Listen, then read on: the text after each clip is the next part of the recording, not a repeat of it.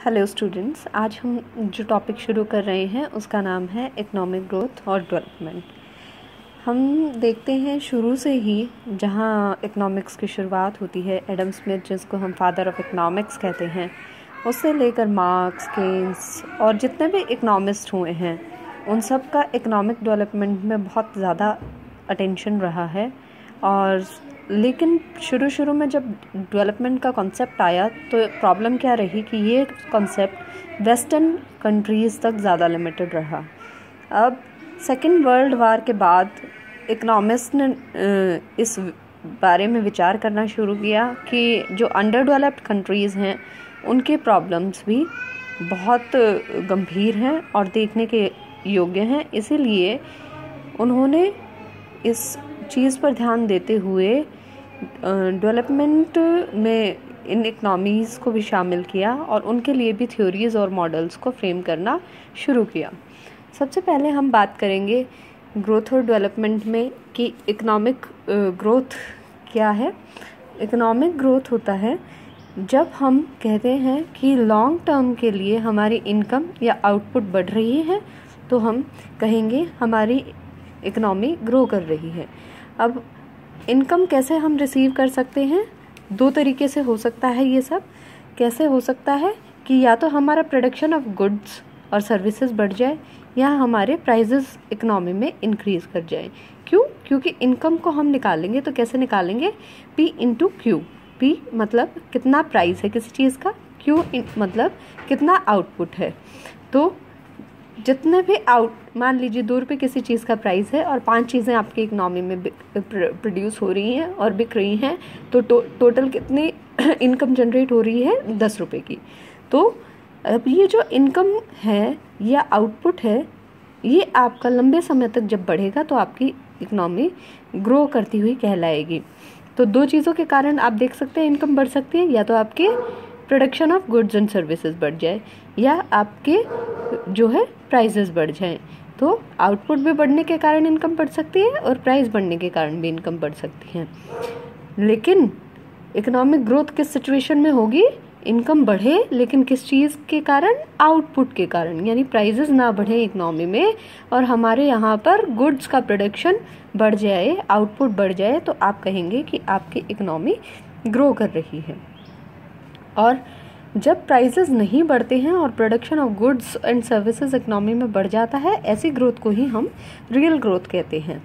अब ये जो इकोनॉमिक ग्रोथ है, यहाँ पर ध्यान देने लायक क्या बात है कि ओकेजनल राइज नहीं होना चाहिए। ओकेजनल राइज मतलब कि आपकी इकोनॉमी में जब राइज हो रहा है, गुड्स और सर्विसेज का प्रोडक्शन ज़्यादा हो रहा है, तो ये ओकेजनल ना हो, यानी कि कुछ समय के लिए ना हो। मान लीजिए एक साल में आपके यहाँ पर अच्छी बरसात आती है, अच्छी मानसून्स रहती हैं और एग्रीकल्चरल प्रोडक्शन बढ़ जाता है। लेकिन यदि केवल 1 साल के लिए ये बढ़ता है और बाकी सालों में एग्रीकल्चरल प्रोडक्शन घट रहा है तो आप नहीं कह सकते कि आपकी इकोनॉमी ग्रो कर रही है। दूसरा, इकोनॉमिक ग्रोथ को क्या चीज़ ध्यान रखनी होती है? दूसरे कि इकोनॉमिक ग्रोथ में लगातार आपकी इनकम लंबे समय तक बढ़ती रहे।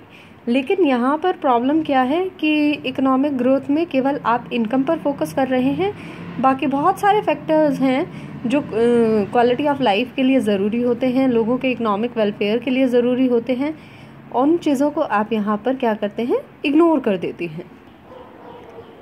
अब हम जहाँ इकोनॉमिक डेवलपमेंट की बात कर रहे हैं तो आपका इकोनॉमिक डेवलपमेंट एक इकोनॉमिक ग्रोथ से बड़ा कॉन्सेप्ट है। इकोनॉमिक ग्रोथ में तो आप क्या कह रहे थे कि आपकी लंबे समय तक जहाँ पर इनकम इंक्रीज होती है due to increase in output, आप कह सकते हैं कि आपकी इकोनॉमी ग्रो कर रही है। लेकिन हम जब डेवलपमेंट की बात करते हैं तो इनकम ग्रोथ के साथ साथ ये लोगों के वेलफेयर पर भी ध्यान देता है और इकोनॉमिक वेलफेयर का पक्ष लेता है। इकोनॉमिक वेलफेयर लोगों का कैसे होगा?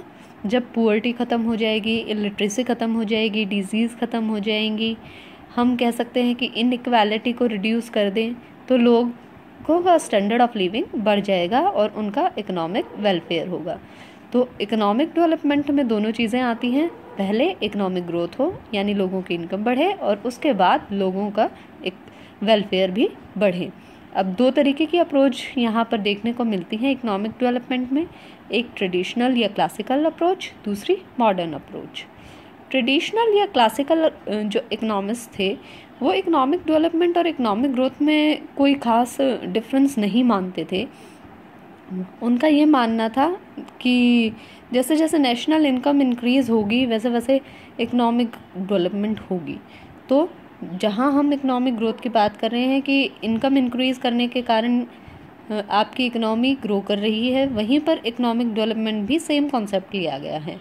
तो ट्रेडिशनल दो तरीके से इस चीज़ को रखते हैं। पहले व्यूज़ में कुछ इकोनॉमिस्ट ऐसा मानते हैं कि यदि आपकी नेशनल इनकम लगातार इंक्रीज़ होती चली जाती है तो आप कह सकते हैं कि आपकी कंट्री में इकोनॉमिक डेवलपमेंट हो रहा है। अब लेकिन ये लोग केवल नेशनल इनकम पर फोकस करते हैं और पर कैपिटल इनकम की बात नहीं करते। और यदि हम देखना चाहें कि किसी भी कंट्री की प्रोडक्शन कैपेसिटी बढ़ी है या नहीं, तो नेशनल इनकम एक अच्छा इंडिकेटर हो सकता है। लेकिन यदि हम लोगों के लिविंग स्टैंडर्ड की बात करते हैं और हम लोगों के इकोनॉमिक वेलफेयर की बात करते हैं तो केवल नेशनल इनकम के इंक्रीज़ होने के कारण हम नहीं कह सकते कि हमारे यहाँ पर इकोनॉमिक डेवलपमेंट हो रहा है।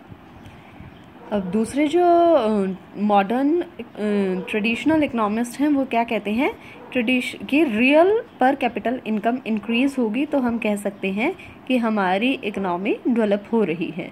अब पहले हमें समझना होगा कि ये रियल पर कैपिटल इनकम क्या है। यहाँ आप सेकंड पॉइंट में देख सकते हैं पर कैपिटल इनकम को कैसे कैलकुलेट किया जाता है। जितनी भी आपकी टोटल नेशनल इनकम होती है उसको यदि आप पॉपुलेशन से डिवाइड कर देंगे तो आप पर कैपिटल इनकम को निकाल सकते हैं। और रियल इनकम का क्या मतलब है कि कांस्टेंट प्राइसेस पर वो आपकी इनकम बढ़े, प्राइसेस बढ़ने के कारण इनकम में चेंज ना हो। तो रियल इनकम को कैसे कैलकुलेट करते हैं, Y/P। रियल इनकम किसके इक्वल हो गई, Y मतलब मनी इनकम, P मतलब प्राइस लेवल। यानी कि आपकी इकोनॉमी में जो भी इनकम इंक्रीज हो रही है वो कांस्टेंट प्राइसेस पर हो रही है और वो प्रोडक्शन बढ़ने के कारण इंक्रीज हो रही है, ना कि प्राइसेस बढ़ने के कारण। तो ट्रेडिशनल इकोनॉमिस्ट दूसरा व्यू रखते हैं कि यदि आपकी रियल पर कैपिटल इनकम बढ़ती है तो आप कह सकते हैं कि आपकी इकोनॉमी डेवलप हो रही है। अब यहाँ पर यह समझना ज़रूरी है कि ये एक प्रोसेस है। प्रोसेस कैसे है कि रियल पर कैपिटल इनकम आपकी इंक्रीज हो, और लेकिन कैसे समय के लिए इंक्रीज होनी चाहिए, ये लॉन्ग टर्म के लिए इंक्रीज होनी चाहिए। ऐसा ना हो कि ये इंक्रीज केवल ओकेजनल हो। अब ये प्रोसेस है क्योंकि ये दोनों साइड्स पर फोकस करता है, सप्लाई साइड पर भी और डिमांड साइड पर भी, और दोनों को अफेक्ट करता है। तो सप्लाई ऑफ रिसोर्सेज बढ़ जाए मतलब एडिशनल रिसोर्सेज आपके पास आ जाए कहीं से, आपकी पॉपुलेशन लगातार इंक्रीज कर रही हो, आपकी टेक्निक्स बेहतर हो रही हो, आपकी जो लेबर है वो लगातार एफिशिएंट हो रही हो, जिसके कारण आप कह सकते हैं कि आपके गुड्स और सर्विसेज का प्रोडक्शन बढ़ जाए। दूसरा, यदि आपके गुड्स और सर्विसेज का प्रोडक्शन बढ़ता है तो साथ के साथ दूसरा एस्पेक्ट जो इम्प्रूव होगा वो क्या होगा, डिमांड। तो सप्लाई के साथ साथ चेंजेस किस चीज़ में भी आने चाहिए, डिमांड में भी आने चाहिए। लोगों, यदि प्रोडक्शन बढ़ रहा है, लोगों की इनकम बढ़ेगी तो लोग ज़्यादा खर्च कर सकते हैं। लेकिन खर्च कैसे करें, एज स्ट्रक्चर और साइज़ बदल रहा हो पॉपुलेशन का, इनकम डिस्ट्रीब्यूशन बदल रहा हो और टेस्ट ऑफ कंज्यूमर्स बदल रहा हो, यानी लोग अब पहले की बजाय ज़्यादा बेहतर चीज़ों को कंज्यूम करना शुरू कर दें। पॉपुलेशन का साइज़ बदल रहा है तो ज़्यादा चीज़ों की कंजम्पशन होने लग जाए, पॉपुलेशन आपकी इंक्रीज़ हो रही है, डिस्ट्रीब्यूशन ऑफ इनकम इक्वल हो रहा है तो बेहतर चीज़ों की डिमांड बढ़ेगी और नेसेसिटीज़ की डिमांड कंपैरेटिवली कम हो जाएगी, लग्जरी और कंफर्ट की बढ़ जाएगी। क्यों? क्योंकि इनकम का डिस्ट्रीब्यूशन भी बदल गया है, उसके हिसाब से क्या होगा, टेस्ट ऑफ कंज्यूमर भी बदल जाएगा। तो इन सब चेंजेस के कारण दोनों सप्लाई और डिमांड के इफेक्ट को देखते हुए आप कह सकते हैं कि आपकी इकोनॉमी डेवलप कर रही है। आगे जो यहाँ पर ध्यान रखने वाली बात है वो क्या है कि आपके जो ये इकोनॉमी डेवलप हो रही है वो कैसे पीरियड के लिए होगी, लॉन्ग पीरियड के लिए होगी। ये केवल शॉर्ट रन का फिनोमिना नहीं है, बल्कि लंबे समय तक जब आपकी नेशनल इनकम बढ़ेगी तो आप कहेंगे कि आपकी इकोनॉमी डेवलप हो रही है। अब इसके साथ साथ क्या हो, किसी भी तरह का कोई इंक्रीज देखने को ना मिले। किस चीज़ में? पुअर्टी और इनइक्वालिटी में। यानी आपके यहाँ इनकम बढ़े, और इनकम नेशनल इनकम ही नहीं, उसके साथ पर कैपिटल इनकम भी बढ़े, जिसके कारण आप कह सकते हैं कि पर कैपिटल इनकम बढ़ने के कारण जो गरीबी रेखा से नीचे रह रहे हैं लोग, उनमें किसी तरह का कोई इंक्रीज ना हो, और लोगों का जो इनकम डिस्ट्रीब्यूशन है वो कंपैरेटिवली इक्वल हो सके। अब इस डेफिनेशन में, जो कि ट्रेडिशनल इकोनॉमिस्ट के अकॉर्डिंग दी गई है, कुछ प्रॉब्लम्स हैं। कैसे प्रॉब्लम्स हैं कि चेंज इन पर कैपिटल इनकम में चेंज होने के कारण आप ये नहीं कह सकते कि इकनॉमी डेवलप हो रही है या नहीं, मेज़र नहीं कर सकते कि कितना एक्चुअली इकनॉमी डेवलप हो रही है। इसको एक ट्रू मेज़र नहीं कहा जा सकता। क्यों? क्योंकि मान लीजिए यदि एक कंट्री की इनकम 4 गुना बढ़ गई, उसकी पॉपुलेशन भी 4 गुना बढ़ गई, दूसरी तरफ दूसरी कंट्री की इनकम 2 गुना बढ़ गई, उसकी पॉपुलेशन भी 2 गुना बढ़ गई, तो आप ये नहीं कह सकते कि दोनों कंट्री सेम स्पीड से डेवलप हो रही हैं, क्योंकि एक कंट्री की इनकम 4 गुना बढ़ रही है जबकि दूसरी कंट्री की इनकम केवल 2 गुना बढ़ रही है। तो जिस कंट्री की इनकम 4 गुना बढ़ रही है वो कंपैरेटिवली ज़्यादा डेवलप हो रही है। अब ये जो डेफिनेशन है ये कंपैरेटिवली नैरो डेफिनेशन है, क्योंकि ये इनकम पर ज़्यादा फोकस करती है और बाकी सारे फैक्टर्स को एक्सक्लूड कर देती है। एक और प्रॉब्लम क्या है कि इसमें स्टैंडर्ड ऑफ लिविंग की कोई बात नहीं की गई है। अब ये सारी कमियां रह गई थी क्योंकि ट्रेडिशनल डेफिनेशंस में, इसीलिए मॉडर्न व्यू आए। मॉडर्न व्यू क्या कहते हैं कि हम केवल इनकम के बढ़ने से ये नहीं कह सकते कि हमारी इकोनॉमी डेवलप हो रही है। अब हमारा मेन फोकस किस चीज़ पर आया? इकोनॉमिक वेलफेयर पर, कि लोगों का इकोनॉमिक रूप से कल्याण होना चाहिए। और लोगों का आर्थिक कल्याण कब होगा? यदि लोग सेल्फ सब्सिस्टेंस हैं। सेल्फ सब्सिस्टेंस मतलब लोगों की बेसिक नीड पूरी हो रही हैं। बेसिक नीड मतलब रोटी, कपड़ा, मकान, एजुकेशन और बेसिक फैसिलिटीज़ उन्हें मिल रही हैं, उनका स्टैंडर्ड ऑफ लिविंग बढ़ रहा है, तो हम कहेंगे कि लोगों का आर्थिक रूप से कल्याण हो रहा है। दूसरा, सेल्फ एस्टीम।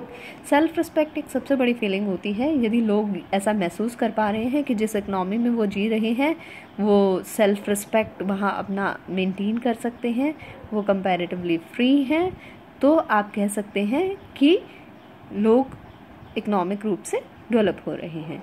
तीसरा एस्पेक्ट है कि फ्रीडम। यदि लोग महसूस करते हैं ऐसा कि उनके पास फ्रीडम ऑफ चॉइस है, वो अपने डिग्निटी को मेंटेन कर सकते हैं, वो पुअर्टी, इग्नोरेंस जैसी इविल से कंपैरेटिवली दूर हैं, वो चीज़ों को अपनी पसंद के अकॉर्डिंग चूज़ कर सकते हैं, तो आप कहेंगे कि लोग इकोनॉमिक रूप से डेवलप हैं। तो जहाँ पर लोग जिस इकोनॉमी में लोग अपनी मूलभूत आवश्यकताओं को पूरा कर सकते हैं, डिग्निटी के साथ रह सकते हैं, पुअर्टी और इग्नोरेंस और इनइक्वालिटी जैसी प्रॉब्लम से दूर रहते हैं, वहाँ पर आप कह सकते हैं कि लोग इकोनॉमिक रूप से डेवलप हो रहे हैं या इकोनॉमिक डेवलपमेंट एग्जिस्ट कर रहा है। ऐसा मानना किनका है? मॉडर्न इकोनॉमिस्ट का। तो अब हम बात करेंगे कि इकोनॉमिक डेवलपमेंट के क्या क्या मेन एलिमेंट्स हैं। इकोनॉमिक डेवलपमेंट के एलिमेंट्स में क्या क्या शामिल हुआ? पहली चीज़ कि हमारी पर कैपिटल इनकम लगातार बढ़ रही हो। दूसरी चीज़ कि ये जो पर कैपिटल इनकम बढ़ रही है वो एक शॉर्ट टर्म के लिए ना बढ़े बल्कि लॉन्ग रन के लिए बढ़े, एक प्रोसेस के फलस्वरूप बढ़े। तीसरी चीज़ कि लोगों का इकोनॉमिक वेलफेयर इंक्रीज हो, यानी कि लोग पहले से बेहतर लिविंग स्टैंडर्ड में रह रहे हों, उनकी जो पुअर्टी है, इनइक्वालिटीज़ हैं, वो कंपैरेटिवली रिड्यूस हो। चौथी चीज़ क्या है? स्ट्रक्चरल और इंस्टीट्यूशनल और टेक्निकल चेंजेस हों, यानी कि हमारी इकोनॉमी का स्ट्रक्चर भी कंपैरेटिवली चेंज हो, यानी लोग प्राइमरी सेक्टर पर डिपेंडेंट ना रहें, प्राइमरी सेक्टर से सेकेंडरी सेक्टर में शिफ्ट करें, सेकेंडरी सेक्टर से टेरिटरी सेक्टर्स में शिफ्ट करें। तो और जो लोग प्राइमरी सेक्टर्स में रह रहे हैं उनके पास भी बेटर राइट्स हों ऑनरशिप के, और ऑनरशिप के राइट्स किनके पास हों? जो वास्तव में ज़मीन का उपयोग कर रहे हैं, उस पर अपनी प्रोडक्शन कर रहे हैं, ना कि चंद लोगों के हाथ में ये राइट्स सीमित हो जाएं।